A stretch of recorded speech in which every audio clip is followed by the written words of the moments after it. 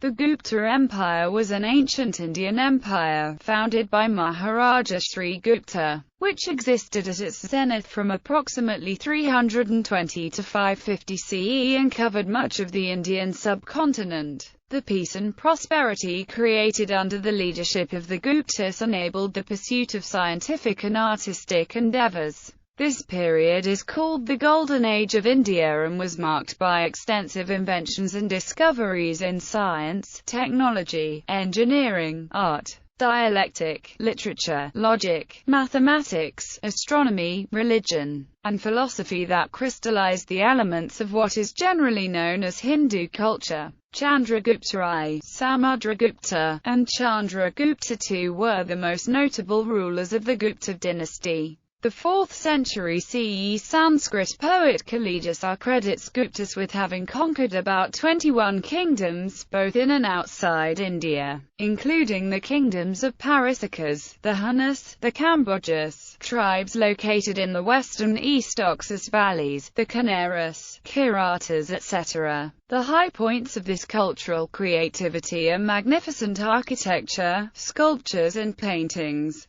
The Gupta period produced scholars such as Kalidasa, Aryabhata, Varahamihira, Vishnu Sharma and Vatsyayana, who made great advancements in many academic fields. Science and political administration reached new heights during the Gupta era. Strong trade ties also made the region an important cultural center and set the region up as a base that would influence nearby kingdoms and regions. In Burma, Sri Lanka, and Southeast Asia, the earliest available Indian epics are also thought to have been committed to written texts around this period. The empire gradually declined because of many factors such as substantial loss of territory and imperial authority caused by their own erstwhile feudatories and the invasion by the Huna peoples from Central Asia. After the collapse of the Gupta Empire in the 6th century, India was again ruled by numerous regional kingdoms. A minor line of the Gupta clan continued to rule Magadha after the disintegration of the empire. These Guptas were ultimately ousted by Vardhana ruler Harsha Vardhana, who established the empire of Harsha in the first half of the 7th century. Origin of the Guptas. According to many historians, the Gupta dynasty was a Vaishya dynasty. Historian Ram Charan Sharma asserts that the Vaishya Guptas appeared as a reaction against oppressive rulers. A.S. Altekar, a historian and archaeologist, who has written several books on Gupta coinage, also regarded the caste of the Guptas as Vaishya on the basis of the ancient Indian texts on law, which prescribed the name ending with Gupta for a member of the Vaishya caste. According to historian Michael C. Brannigan, the rise of the Gupta Empire was one of the most prominent violations of the caste system in ancient India. There are contradictory theories regarding the original homeland of the Guptas. Original homeland of the Guptas. There is controversy among scholars about the original homeland of the Guptas. Jayaswal has pointed out that the Guptas were originally inhabitants of Prayaga, Uttar Pradesh, in North India, as the vassal of the Nagas or Bashivas. Thereafter they rose in prominence. Another scholar, Gayal, supported the theory of Jaiswal, suggesting that the original home of the Guptas was Antarvedi, embracing the regions of Oudh and Prayag. These historians have derived their theory from several Gupta dynasty coins found in those regions, and this study of numismatic evidence led to the theory that the Guptas were the original inhabitants of that region of northeastern India. However, another historian of this time in Indian history, Ganguly, has offered a different view about the original Gupta homeland. According to him, the Gupta's homeland is further south, the Murshidabad region of Bengal, and not Magadha in Bihar. He based his theory on the statement of the Chinese Buddhist monk, Yijing, who visited India during 675 and 695 CE. Fleet and other historians, however, criticize Ganguly's theory because Sri Gupta ruled during the end of the 3rd century, but Yijing placed him at the end of the 2nd century. Hence the theory of historians, who have provided their views based on the accounts of Yijing, are considered less valid than theories based on other sources such as coinage. From these theories, several conflicting opinions about the original homeland and the empire of the Guptas are available. According to Allen and other scholars, the Guptas were originally concentrated in the region of Magadha, and from there they extended their sway to Bengal. According to other groups, the original homeland of the Guptas was Virendra or the Virendra Bhum in Bengal, wherefrom they extended their empire to Magadha. Whatever the theory is, the imperial fabric of the Guptas initiated the Golden Age in history of ancient India, and with passage of time they became the sole authority of entire northern India. Bengali historians like H. C. Ray Koturi, the Guptas originated from the Virendra region, which is now part of Rangpur and Rajshahi division of modern-day Bangladesh. D. C. Ganguly, on the other hand, considers the surrounding region of Murshidabad as the original home of the Guptas. Sri Gupta and Ghatotkacha. The most likely time for the reign of Sri Gupta is c. 240 to 280. His son and successor Ghatotkacha ruled probably from c. 280 to 319. In contrast to their successor, Chandragupta I, who is mentioned as Maharaja Raja, he and his son Ghatotkacha are referred to in inscriptions as Maharaja at the beginning of the 4th century. The Guptas established and ruled a few small Hindu kingdoms in Magadha and around modern-day Bihar. Yijing also mentioned about Sri Gupta in his writings. He was succeeded by his son Ghatotkacha. Chandragupta I. Ghatotkacha had a son named Chandragupta, founder of the Mauryan Empire. In a breakthrough deal, Chandragupta was married to Kumaradevi, a Lichavi princess, the main power in Magadha, with a dowry of the kingdom of Magadha and an alliance with the Lichavis of Nepal. Chandragupta set about expanding his power, conquering much of Magadha, Prayagar and Sakata. He established a realm stretching from the Ganges River to Prayagar by 321. He assumed the imperial title of Maharaja Raja. He expanded his empire through marriage alliances. Samudragupta Parikramanka succeeded his father in 335, and ruled for about 45 years, until his death in 380. He took the kingdoms of Ait, Chitra and Padmavati early in his reign. He then attacked the Malwas, the Yodhayas, the Arjunayanas, the Maduras and the Abaras, all of which were tribes in the area. By his death in 380, he had incorporated over 20 kingdoms into his realm, and his rule extended from the Himalayas to the river Narmada and from the Brahmaputra to the Yamuna. He gave himself the titles King of Kings and World Monarch. Historian Vincent Smith described him as the Indian Napoleon. He performed Ashwamedha Yajna, in which a horse with an army is sent to all the nearby territories of friends and foes. These territorial kings on arrival either accept the king's alliance,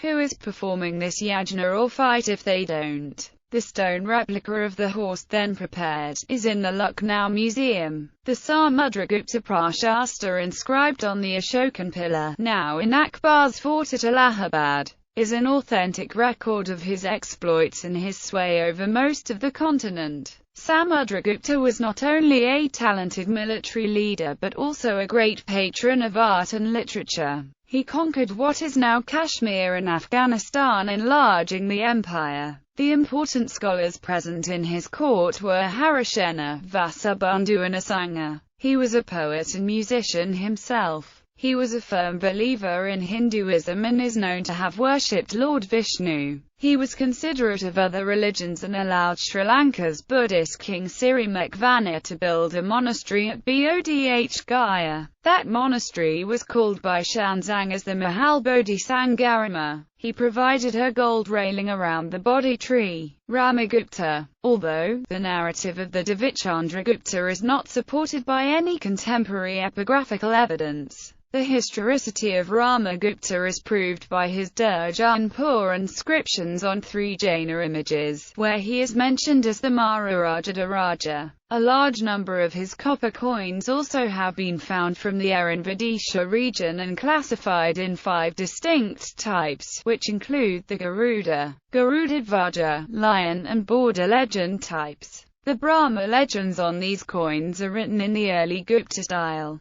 In opinion of art historian Drive, R.A. Agarawala, lit. Rama Gupta may be the eldest son of Samudragupta. He became king because of being the eldest. It may be a possibility that he was dethroned because of not being worthy enough to rule and his younger brother Chandragupta II took over. Chandragupta II, Vikramaditya. According to the Gupta records, amongst his mans, Samudragupta nominated Prince Chandragupta II, born of Queen Datadevi, as his successor. Chandragupta II, Vikramaditya, ruled from 375 until 415. Chandragupta II also married to a Kadamba princess of Kuntala region and a princess of Naga lineage, Kubranaga. His daughter Prabhavati Gupta from this Naga queen was married to Rudrasena II, the Vakataka ruler of Deccan. His son Kumarigupta I was married to Kadamba princess of Karnataka region. Emperor Chandragupta II expanded his realm westwards, defeating the Saka western Kshatrapa of Malwa. This extended his control from coast to coast, established a second capital at Ujjain and was the high point of the empire. Despite the creation of the empire through war, the reign is remembered for its very influential style of Hindu art, literature, culture and science, especially during the reign of Chandragupta II. Some excellent works of Hindu art such as the panels at the Dashavatara temple in Deoghar serve to illustrate the magnificence of Gupta art.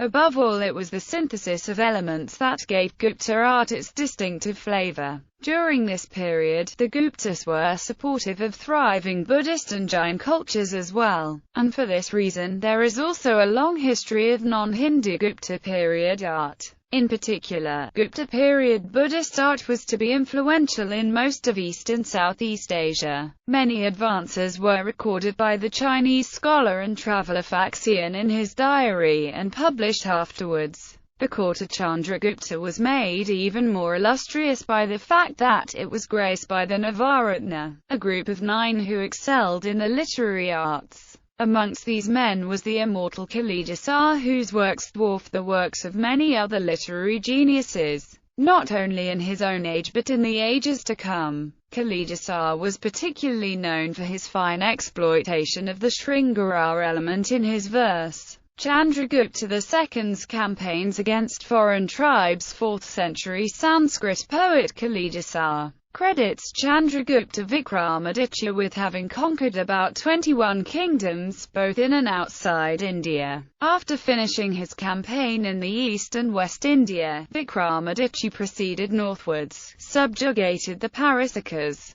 then the Hunnas and the Kambojas tribes located in the west and east Oxus valleys respectively. Thereafter, the king proceeds across the Himalaya and reduces the Kanaras, Kiratas etc., and lands into India proper. The Brihat Kathamanjari of the Kashmiri writer Shmenda states, King Vikramaditya had unburdened the sacred earth of the barbarians like the Sakas, Melekshas, Kambojas, Yavanas, Tusharas, Parasikas, Hunnas, etc., by annihilating these sinful Melekshas completely. Fahin, a Chinese Buddhist, was one of the pilgrims who visited India during the reign of Gupta Emperor Chandragupta II. He started his journey from China in 399 and reached India in 405. During his stay in India up to 411, he went on a pilgrimage to Mathura, Kanayu, Kapilavastu, Kushinagar, Vaishali, Pataliputra, Kashi and Rajagriha and made careful observations about the empire's conditions. Fahin was pleased with the mildness of administration. The penal code was mild and offences were punished by fines only. From his accounts, the Gupta Empire was a prosperous period, until the Rome-China trade axis was broken with the fall of the Han dynasty.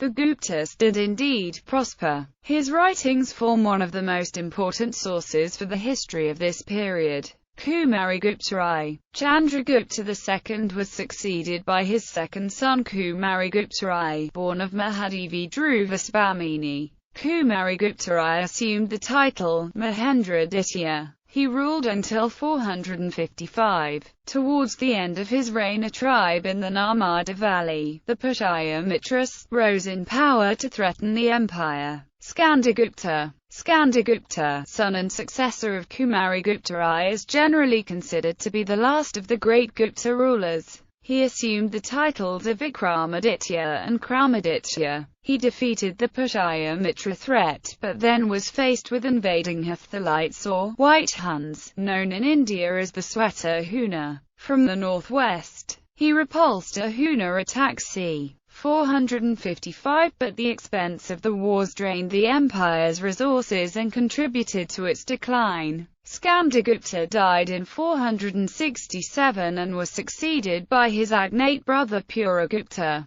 Decline of the empire. Chandragupta was followed by weak rulers Puragupta, Kumaragupta II, Buddhagupta, Narasimhagupta, Kumaragupta III, Vishnugupta, Vainyagupta and Bhanagupta. In the 480s, the Hephthalites broke through the Gupta defences in the northwest, and much of the empire in northwest was overrun by the Hun by 500. The empire disintegrated under the attacks of Toramana and his successor Mihirakula. It appears from inscriptions that the Guptas, although their power was much diminished, continued to resist the Huns. The Hun invader Toramana was defeated by Bhanagupta in 510. The succession of the 6th century Guptas is not entirely clear, but the tail-end recognized ruler of the dynasty's main line was King Vishnugupta, reigning from 540 to 550. In addition to the Hun invasion, the factors which contribute to the decline of the empire include competition from the Vakatakas and the rise of Yashodharman in Malwa. Military organization. The imperial Guptas could have achieved their successes through force of arms with an efficient martial system. Historically, the best accounts of this come not from the Hindus themselves but from Chinese and Western observers. However, a contemporary Indian document, regarded as a military classic of the time, the Shivadana Veda, offers some insight into the military system of the Guptas.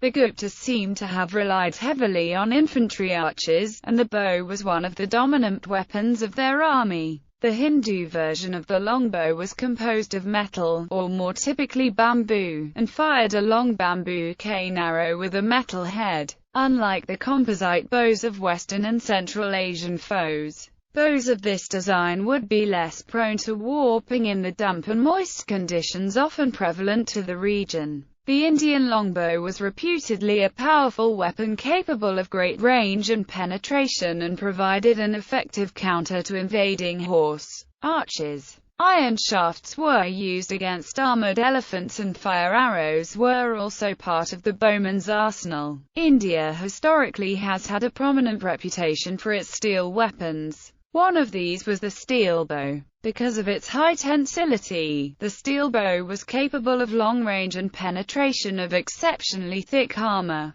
These were less common weapons than the bamboo design and found in the hands of noblemen rather than in the ranks. Archers were frequently protected by infantry equipped with shields, javelins, and longswords. The Guptas also had knowledge of siegecraft, catapults, and other sophisticated war machines. The Guptas apparently showed little predilection for using horse archers, despite the fact these warriors were a main component in the ranks of their Scythian, Parthian, and Hepthalite enemies. However, the Gupta armies were probably better disciplined. Able commanders like Samudragupta and Chandragupta II would have likely understood the need for combined armed tactics and proper logistical organization. Gupta military success likely stemmed from the concerted use of elephants, armored cavalry, and foot archers in tandem against both Hindu kingdoms and foreign armies invading from the northwest.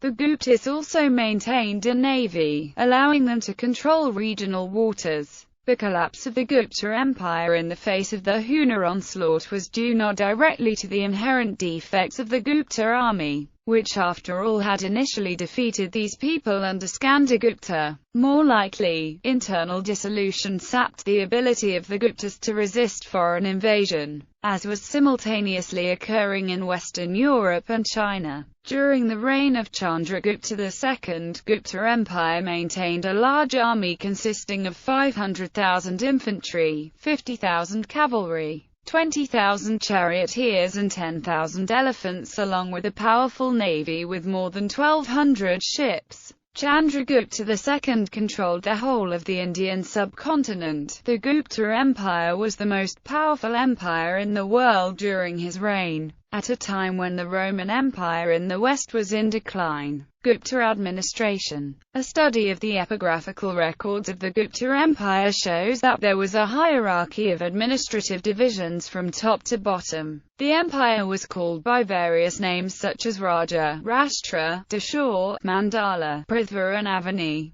It was divided into 26 provinces, which were styled as Bukti, Pradesha and Bhoga. Provinces were also divided into Vishayas and put under the control of the Vishayapatis. A Vishayapati administered the Vishaya with the help of the Adhikarana, which comprised 4 representatives: Nagrisreshasthi, Sarthavaha, Pratamakulike and Pratamakayastha. A part of the Vishaya was called Vaithi.